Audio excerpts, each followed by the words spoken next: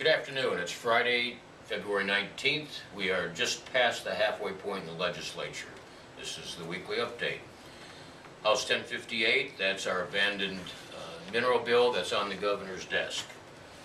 1059, that's the update on garnishment, both through houses on the governor's desk. 1062 allows the name change with both parents' permission of a minor without publishing in the newspaper. That's on the governor's desk. 1063, that's the notice of relocation must be given even with the protection order in order to, assuming that there's a superseding visitation order on the governor's desk. What isn't on the governor's desk, that's our fifth bill, and that's the nonprofit bill. It started out this thick. We have a hog house amendment that's going to cut it to about 15 pages. You can see that revision if you go to our website. There's a big yellow box and it says nonprofit. If you click on that, look for the latest version. It was posted just 2 days ago, I think. And what we're doing with that hog house, we work very closely with the governor's office, and we're just simply going to go back into the 1965 Act, that's the existing law, and put into place there the options of electronic communications, notices, meetings, and then we also add in there some special notices to the Attorney General's office. We, as lawyers, understand that the Attorney General's office is the cop for nonprofits, and the existing law right now simply says that if a nonprofit is going to transfer 30% or more of its assets, that it has to file a statement with the Secretary of State within 60 days thereafter. Well, that's a little late, folks. And so this hog house is going to require, under those same circumstances, that at least 10 days in advance of the disposing of 30% or more, that they give the Attorney General notice so that the Attorney General doesn't find out about it after the fact when members of the community complain that monies that they've raised for a nonprofit are being sent off to perhaps out of state. And I refer you to Banner versus Larry Long.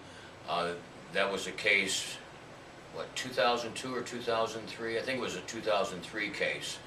And you can read about that process. Anyway, our hog house is going to fill that, and then we add on the various options that were in our original bill. We're going to put that in the 65 Act, and that's domestication process, so foreign nonprofits can very easily come to South Dakota.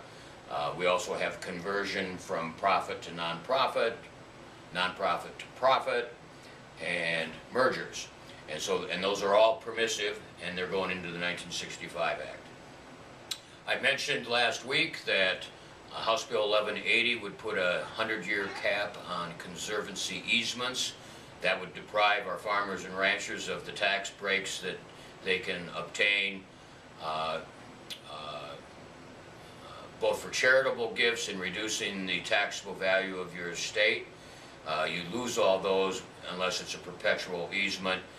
I lost that in committee. It came out of the committee 7-6 on Tuesday, and if you remember, I've talked in the past about having a floor fight. Well, that's what we had. It's similar to a cafeteria food fight. It hit the floor, we worked our tails off on it, and that bill got 23 votes in favor, 46 against, so that bill is now dead. I think this is 6 years in a row we've had to beat that bill, and it's the second time I've had to do a floor fight on it, but it's dead. This morning in House Judiciary was 1128. I mentioned last week that that was coming, and that's where, when deciding a contested custody case, the existing laws may consider the child's preference if the child is mature enough, and this bill would have changed it to shall, thereby putting the child right in the middle of an otherwise very emotional issue. I mentioned this morning, it's almost like the child's version of Sophie's Choice, and that was moved or killed on an 11-0 vote. The committee members were very understanding to the woman who told her horror story. Nevertheless, we testified against it. I was gentle, and the committee then killed it. There are only a couple bills left. Oh, on the nonprofit, I forgot to tell you. That's been posted so everybody can look at it. The chair of House Judiciary, Mark Mickelson, also one of our members, is going to take that up on Monday, and we'll be moving it out of committee on Monday down to the floor, and we'll get it going over to the Senate. Next Wednesday's crossover day, so it's the last day that you can have to move a bill out of the House of Origin. And we had one other amendment. We put that on yesterday so that when they act on Monday, the House floor can take it up immediately on Tuesday. They don't have to wait for an intervening day because of the amendment. So a couple other bills that are still floating around.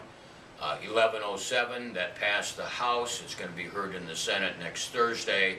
That's the bill that under the guise of religious freedom would authorize that people to discriminate against others with whom they disagree. There are three basic things.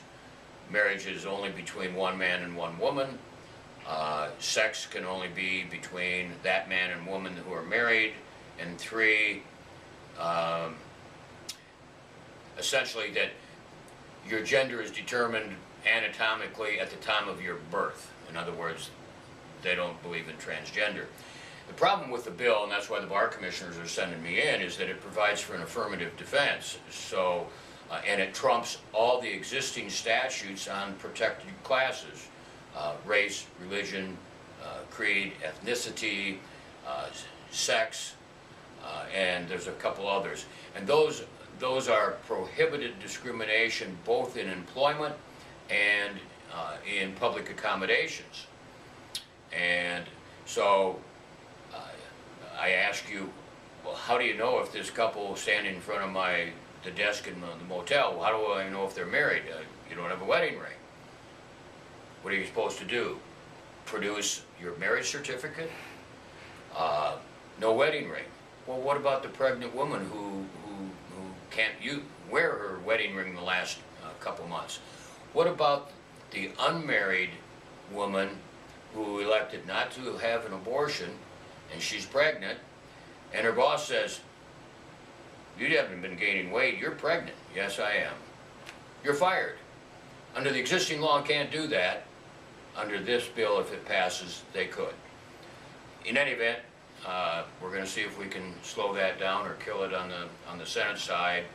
It's never been passed anywhere in the country, and I'm sure 1008, which is the potty police thing on transgender, that's been getting all the headlines. Next week you'll be picking up the headlines later next week on 1107. The last thing I'll leave with you, and I'm sure that unless you live in a woodpile someplace, the governor's 1/2 penny sales tax to fund teacher salary increases failed by 1 vote. In about 10 minutes, the House is going to move to reconsider. They have the votes to do that, and it will be reconsidered on Monday. Don't know if they're going to be able to flip any of the votes. They were 1 vote shy. This is part of the deal where I can help educate you. Even if it dies on Monday, it doesn't mean that it's over, because it takes 2/3 to pass. And if you get 2/3, you can suspend the rules even though it's beyond the date of introducing new bills. So if you're following that issue, you simply need to know that it's never ever dead until the fat lady sings, and we call that sine die. You have a great weekend.